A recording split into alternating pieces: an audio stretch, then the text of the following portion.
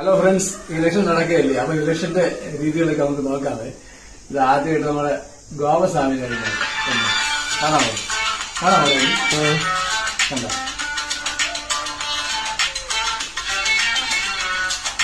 ഈ ഗോപസ്വാമിയെ ഇനി ഒരു പൊതു അവധിയായിട്ട് പ്രഖ്യാപിച്ചത് ജയിച്ചു കഴിഞ്ഞു. നല്ല വാഗ്ദാനങ്ങളാണ്. അതൊരു വേറെ ഒന്നുമുണ്ട്. അങ്ങോട്ട് നോക്ക്.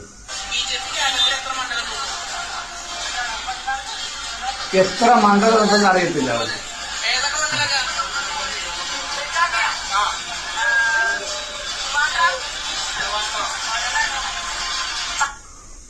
എന്താ എത്ര മണ്ഡലം ഉണ്ടെന്ന് അവർക്ക് അറിയത്തില്ല. എത്ര മണ്ഡലം തൂക്കുമെന്ന് അറിയത്തില്ല. വ്യക്തമായ നിലപാട്. അതുപോലെ വേറൊരു പാർട്ടിക്കാർ പറയണുണ്ട്, ജയിച്ചു വന്നു കഴിഞ്ഞാൽ കേരളത്തിൽ ഇംഗ്ലീഷ് മീഡിയം സ്കൂള് ഗവൺമെന്റ് സ്കൂളിൽ നടപ്പിലാക്കുമെന്ന്.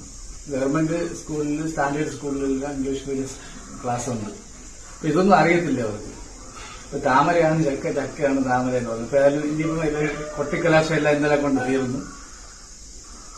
അപ്പം നമുക്കറിയാം ഇനി വരുന്ന ദിവസങ്ങളിൽ ആര് ജയിക്കുമെന്ന് അറിയാം. എങ്കിലും ഒരു കാര്യം പറയട്ടെ, ഈ എന്താ പറയാ, നമ്മളിപ്പോ കണ്ട പോലുണ്ടല്ലോ, ജയിച്ചാൽ നെയ്യാറ്റിൻകര ഗോപൻ സ്വാമിയുടെ സമാധിയാക്കുമെന്ന് കണ്ടല്ലോ. അത് പൊതു അവധിയായിട്ട് പ്രഖ്യാപിക്കുന്നു.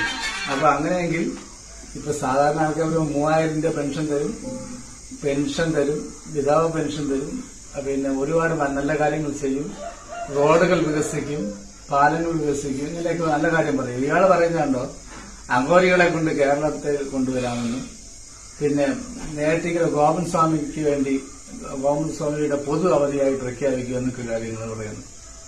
ഇതിൽ എന്തെങ്കിലും കഴമ്പുണ്ടെങ്കിൽ നിങ്ങൾ കമന്റ് ചെയ്യുക. നെക്സ്റ്റ് വീഡിയോ ആയിട്ട് വീണ്ടും വരാം.